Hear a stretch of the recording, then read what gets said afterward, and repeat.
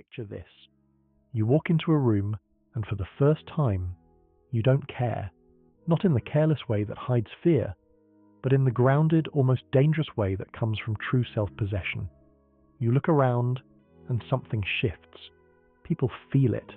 You're not performing anymore. You're not chasing approval. You've detached from the invisible strings that used to pull you. This is what happens when you stop caring what others think. Not when you pretend to. Not when you tell yourself you don't. But when your nervous system actually stops depending on external validation to feel safe. That's when you become someone different.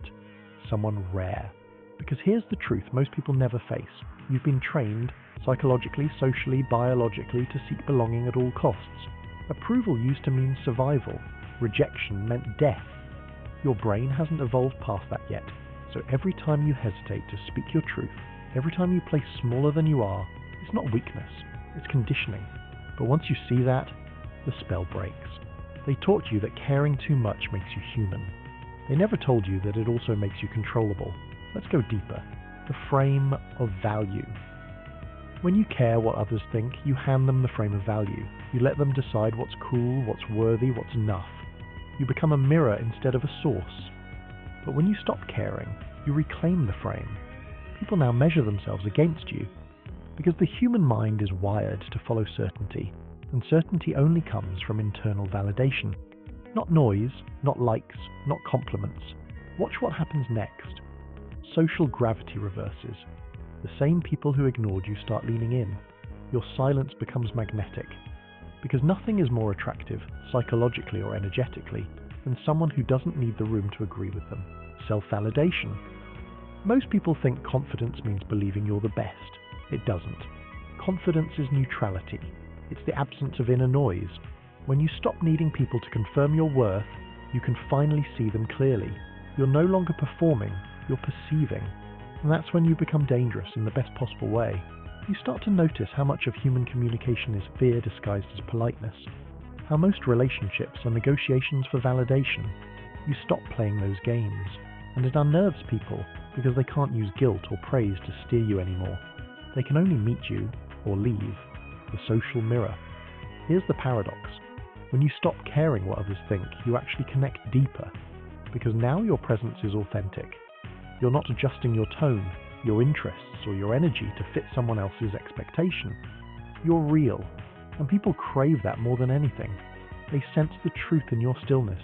They trust you, not because you seek it, but because you don't. This shift isn't loud, it's quiet, it's subtle, but it's irreversible. Freedom from the script. Think about how much time you've wasted rehearsing in your mind. What should I say? Do they like me? What if I sound stupid? That's mental slavery. It's your mind running on the outdated software of social approval. When you stop caring, you delete the script. You stop auditioning for a role that was never yours to begin with. Now your energy is free to move toward what's real. Purpose, creation, depth. You start choosing truth over comfort, solitude over noise, clarity over applause, and paradoxically, that's when success and attraction start to follow, because people feel drawn to the person who doesn't chase them. The brain interprets independence as high value. That's attraction psychology 101, rooted in dominance, not aggression. It's the quiet power that says, I approve of myself. You're free to join or walk away, and when you truly live from that place, you stop fearing loss. You stop needing outcomes. You start being. Here's the final truth. When you stop caring what others think, you don't lose connection. You lose control over your own mask. And beneath that mask, there's peace. There's focus. There's power. Because indifference isn't apathy. It's mastery. So if you want freedom, stop chasing understanding. Stop chasing validation.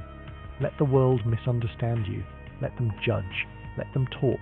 You'll be too busy living your truth to notice. And that is the moment your mind finally becomes your own.